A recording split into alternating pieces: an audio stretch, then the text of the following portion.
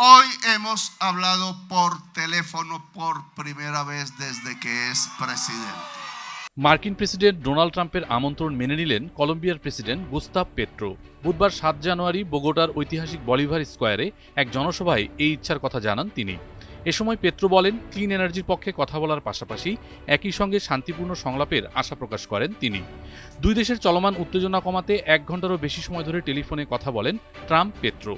ভেনেজুয়েলার প্রেসিডেন্টকে সস্ত্রীক নিউ ইয়র্কে উড়িয়ে নেওয়ার পর এমন যোগাযোগ সম্পন্ন হলো।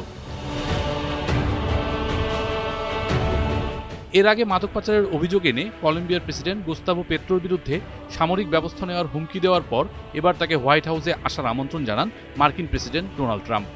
কলম্বিয়ার প্রতিবেশী দেশ ভেনেজুয়েলায় সামরিক অভিযানের মাধ্যমে প্রেসিডেন্ট নিকোলাস মাদুরোকে ক্ষমতা থেকে উৎখাতের পর মার্কিন প্রেসিডেন্ট ট্রাম্প পেট্রোকে কঠোর ভাষায় সতর্ক করেন। কলম্বিয়ার প্রেসিডেন্ট পেট্রোর সঙ্গে টেলিফোনে কথা বলার পর ৭৯ বছর বয়সী মার্কিন প্রেসিডেন্ট জানান তিনি খুব অল্প সময়ের মধ্যে দুই নেতার একটি বৈঠক আয়োজন করতে যাচ্ছেন। নিজের ট্রুথ সোশ্যাল প্ল্যাটফর্মে এক পোস্টে ট্রাম্প বলেন, মাদক সংক্রান্ত পরিস্থিতি এবং আমাদের মধ্যে যে বিরোধ রয়েছে সেটি ব্যাখ্যা করার জন্য পেট্রো আমাকে ফোন দিয়েছিলেন।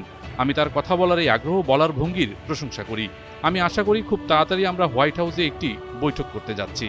রোববার ৪ জানুয়ারি এয়ারফোর্স ওয়ানে সাংবাদিকদের সঙ্গে কথা বলার সময় ট্রাম্প প্রতিবেশী দেশ কলম্বিয়াতেও সামরিক ব্যবস্থা নেওয়ার হুমকি দেন। কোনোরকম প্রমাণ ছাড়াই তিনি কলম্বিয়ার প্রেসিডেন্টকে মাদক পাচারে জড়িত থাকার দায়ে অভিযুক্ত করেন।